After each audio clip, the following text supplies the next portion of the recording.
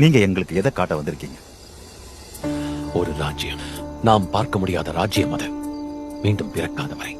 மறுபடியும் பிறக்கணுமா? ஆமா. மீண்டும் பிறக்கிறதுனா என்ன அர்த்தம்? உங்களுக்கு ஒண்ணு சொல்றேன்.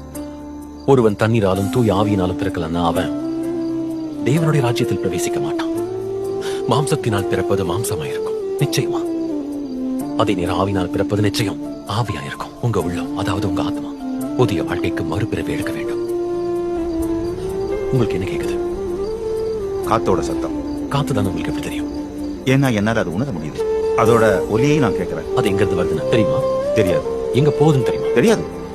ஆவியில மீண்டும் பிறக்கிறதும் கூட அதே மாதிரிதான். ஆவியானவர் அதிசயத்தக்க வகையில உங்களுக்குள்ள செயல்படலாம்.